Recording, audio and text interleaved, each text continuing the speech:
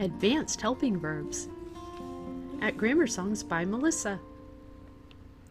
This video builds upon the concepts and skills addressed in Understanding Helping Verbs.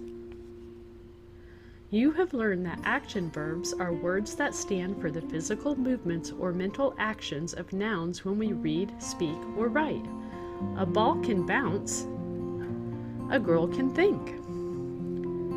You also know that linking verbs connect the subject of a sentence to other information. The flowers are pink. Matthew seems sad.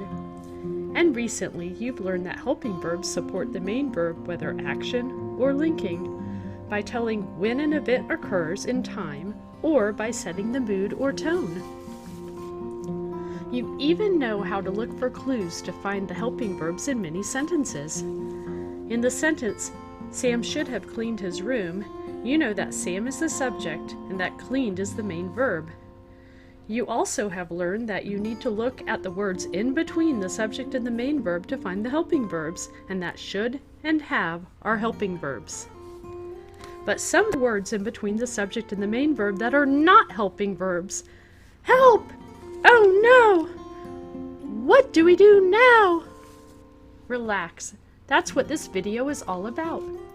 The good news is we need to continue to follow the same steps we are already familiar with. First, we find the subject. We need to know who or what the sentence is about. Next, we need to find the main verb, whether action or linking. Then we look at the words in between the subject and the main verb. Now we just need to add one more step. We need to examine each word to see if it is a helping verb or an adverb. What? Huh? Remember, adverbs modify verbs by telling how, where, or when the verb happened. For example, this boat can go slowly. How? Slowly. Or the boat can go quickly. So we just need to make sure none of the words in between the subject and main verb are adverbs when finding our helping verbs. We've got this! I'm ready! Let's do it! Let's practice finding the helping verb in some sentences. We will follow the steps and look for clues. Here we go. Let's start with something a little familiar. Sam had neatly cleaned his room. First, we need to find our subject. Who or what is this sentence about? Of course, it's about Sam. He's the subject. Next, we need to find the main verb, whether action or linking. What did Sam do? He cleaned. Cleaned is our verb, and cleaned shows action. Next, we need to find the words in between the subject and the main verb. So which words are those? Remember, Sam is our subject and cleaned is our main verb, so had and neatly are the words we need to examine. Remember, helping verbs let the reader know the time or tense, or set the mood or tone. Adverbs tell how, where, or when the main verb happened.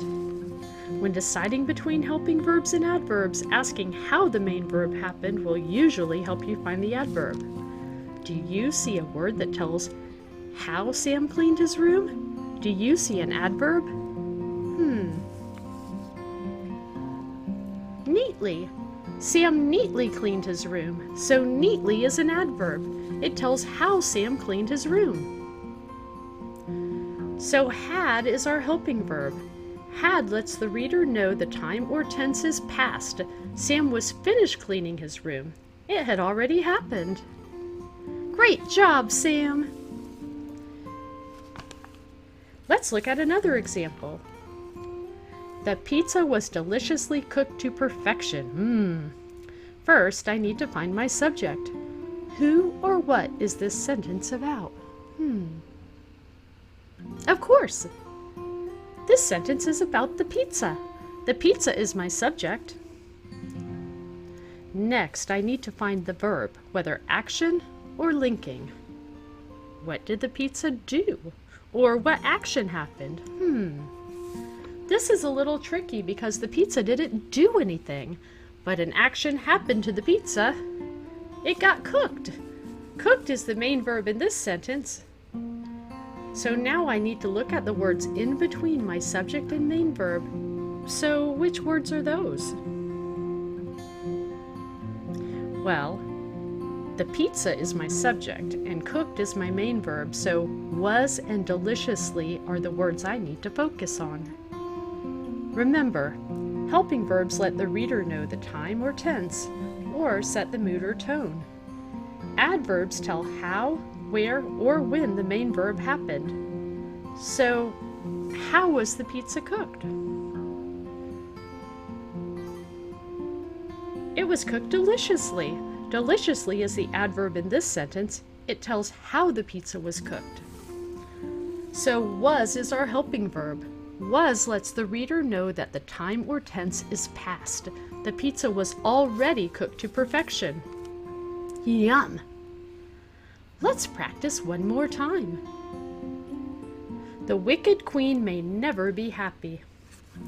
First, I need to find my subject. Who or what is this sentence about? Of course! It's about the wicked queen. She's my subject. Next, I need to find my main verb, whether action or linking. So, what did the wicked queen do? This is tricky because the wicked queen didn't do anything. She is just being. Be is a linking verb, and it is the main verb in this sentence. Now I need to find the words in between the subject and the main verb. So which words are they? Well, the wicked queen is my subject and be is my main verb, so may and never are the words I need to examine. Remember, helping verbs tell the reader the time or tense or set the mood or tone. Adverbs tell how, where, or when something happens. Do you see a word that tells how, where, or when the wicked queen may be happy?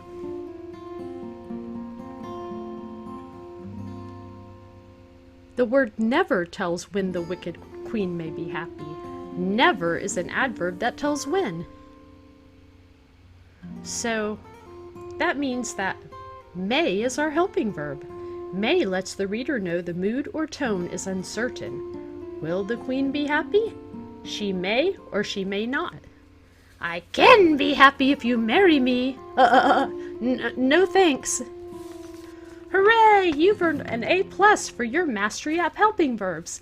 Thank you for joining me at GrammarSongs by Melissa.